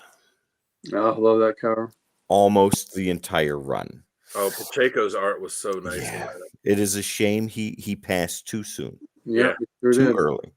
But yeah, the Hank Pym and stuff in that book is really cool too, because there's two versions of Hank Pym that's on the team. It was the at that point current day Hank Pym, and then the Yellow Jacket Hank Pym when he had like the psychotic break and didn't know that he was Hank Pym. He thought he was someone else. Oh wow. Yep. Wow. Here is the Thunder, the Mighty Thor, the Unworthy Thor, Generations #1. This is the fried pie variant. Nice. Oh, cool. Yeah. Grab these. It's about half of the series. And I got them for a wonderful price. So couldn't pass that up. Supergirl, Woman of Tomorrow, issue #2. Oh, nice. Isn't that what they're basing the movie on? Sure is. Yep. Issue #3. The variant for issue #4. Issue #5. We're almost finished, gentlemen. I promise. Gary, this is for you. This is the Monopoly the Game Justice League of America Collector's Edition of Brave and the Bold 28. There you go. Now, so now I have one. And that's about as close as I'm going to get for a little while. He's got one too. I know. That may be the only edition of Brave and the Bold I don't have. You know, the 28. Because they've done all the remakes of it. Yeah. I think that's one of the few ones or the only one I don't have. But this one here? Yeah. I was digging through. I always look through Justice League stuff, and I almost bought the Monopoly game that it came in. Oh wow! Not long ago. So yeah, it'll turn up one day. But it's good that you have a copy of it. Yes, now I have one, and I'm very happy with that. Superman Unchained #1. This is the New 52 variant. Oh, nice. Not too shabby. I grabbed this just because it was shiny. Hawkman #5. That's a great cover. Oh, that is a great good series. That's a great series. I think I might have picked that as one of my covers when we did the Hawkman episode. And that's Vendetti doing the writing on that. That was $1. Yeah, and Brian Hitch was the artist. That was a really cool series. This one's cool. Mon, if you're watching, this one's for you. This is Predator #2 of the first series. Yeah, that's awesome. Yeah. And then the last ones are Dragonlance, and I only have 3. This is issue 23. And then we have issue #3.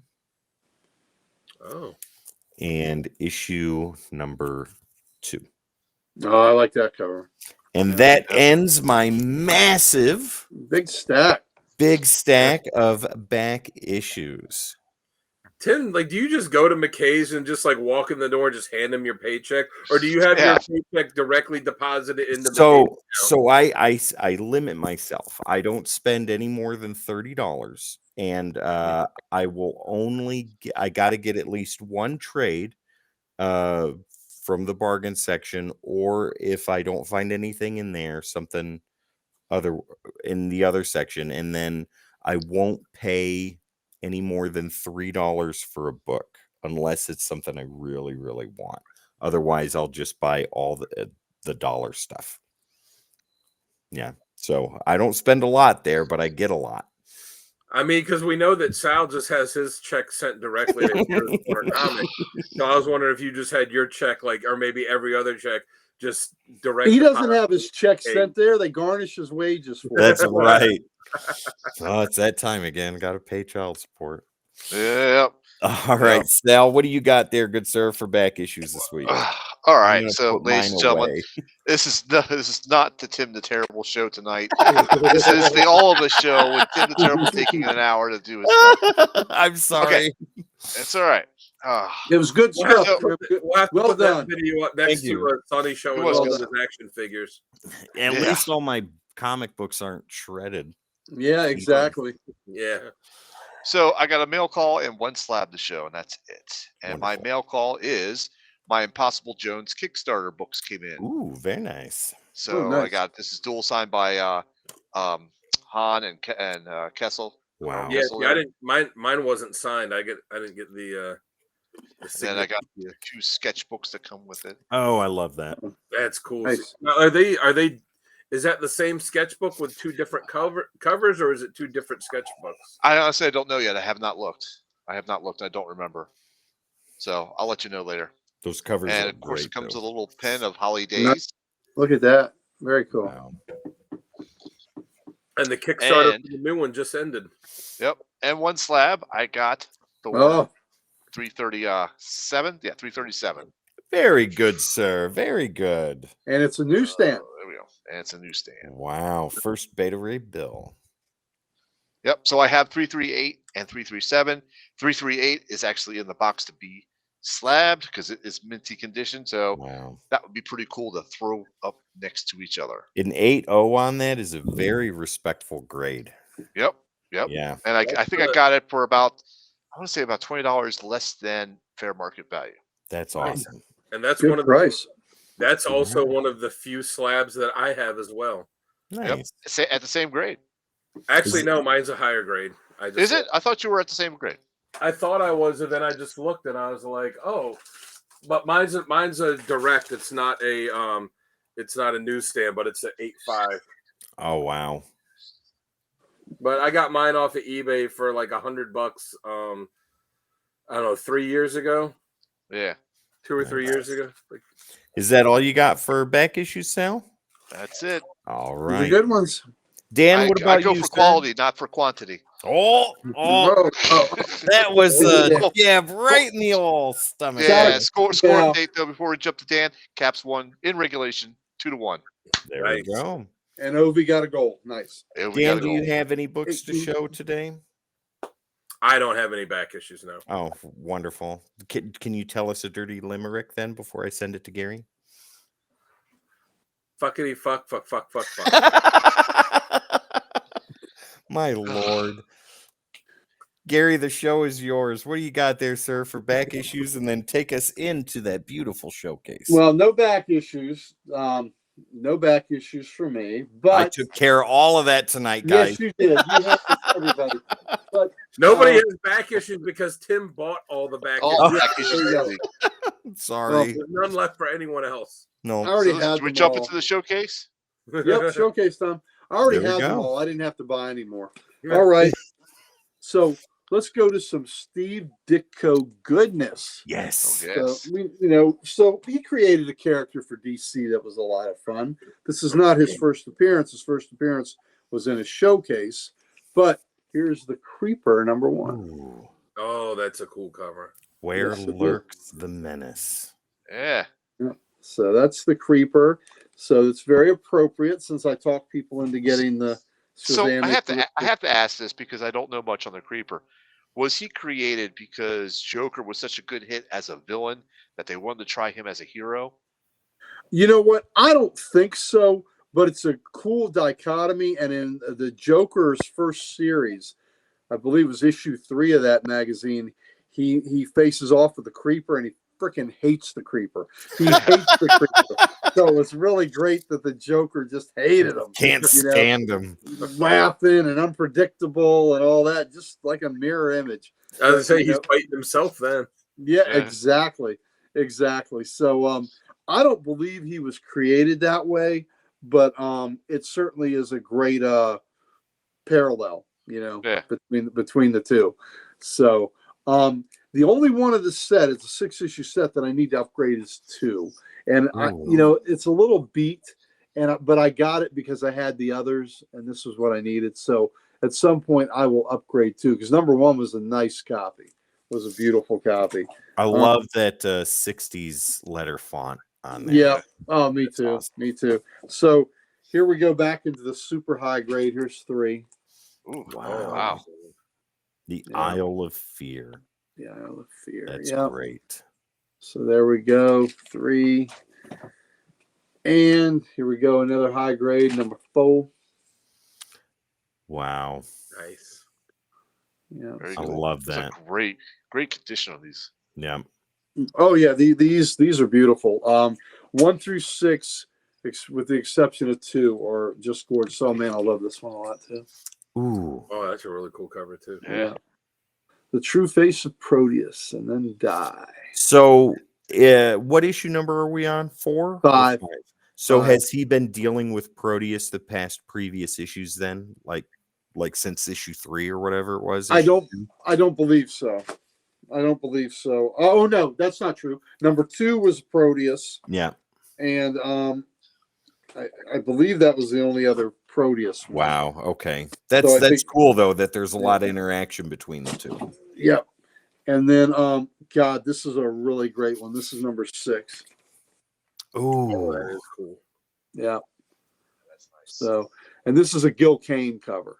Wow. So, I don't know if Ditko is still doing the interior art on this, because to be honest, I haven't read these. I've just read them as reprints, but it was a long time ago, so I haven't read these new ones. When I bought the set, Wow. about a year ago, I guess I got these, because it was one that I had just been lax on getting, and in a couple of weeks we will do a Dead Man show. So enjoy Gary, that figure background while we're waiting. just so you know, issue 6 had Jack Sparling and Steve Ditko. Okay. And then it looks like issue 5 was only Steve Ditko. And it looks like issue 6 was the only one that had the addition of Jack Sparling. Okay, well, then I guess he was getting most of it himself. So there we go. Good job. Appreciate the update. Let's see, A Strange Adventures. Okay, so we'll do a couple. Gary's going with it. Oh, Action 1, we don't care about that. Fantastic Four 1, we don't care about that. They've seen that before. All right, so we're going to start the Dead Man run with this is kind of a big boy book. Ooh. Oh, yeah. Look how minty that is. Holy smokes. It's pretty nice. I mean, it's got a little bit of stuff. Still, there, that's a great condition. Yeah. It looks pretty. This is the first appearance of Dead Man. Carmen Infantino did the art on it.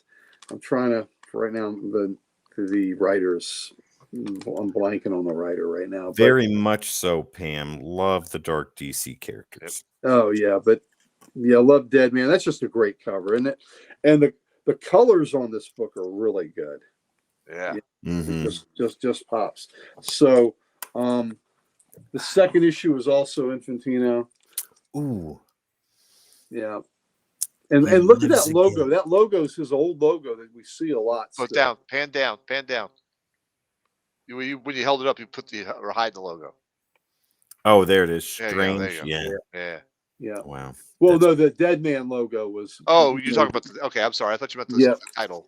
Yeah, the title Strange Adventures School, but he lives against Dead Man, but the Dead Man wording, where they gave him and he got the face in the D. Yep. The face in the D. I like it. Oh my God. That's where I like to have his face. I like the hands on the grave, on the side of the grave. Yeah. As they're digging. All right. So after those first 2 issues, Neil Adams took over. Ooh, and he eventually started writing again. 207. This is a beautiful cover. And this is in beautiful shape too. Oh man. Neil Adams' work is just phenomenal. So that won an award the year it came out. I think it was like a best cover award. There's a TV series that it was kind of the basis for this. Do you have any idea? For the character, the story, or for the cover? Well, kind of like the origin a little bit. Now, I kind of felt like it reminded me of The Fugitive. Exactly. Ooh. One-handed man with a hook. Yeah. Oh yeah. Killed him. Yeah. One-armed man killed his wife. Mm-hmm. He had to go searching for him. It was the one-armed man. Yeah. So Richard Kimball. So I think they took some license from that when they made it. All right. So here's 208. Oh, that's great. Yeah. And again, just these are all pretty. The Neil Adams ones are all in pretty good shape. Well, every issue of this that I have is in pretty good shape.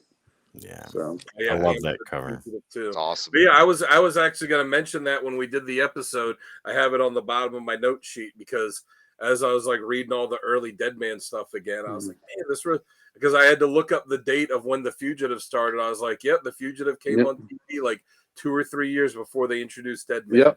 Yep. I swore I wouldn't let him die. I swore. Yep. Wow. So 209 again.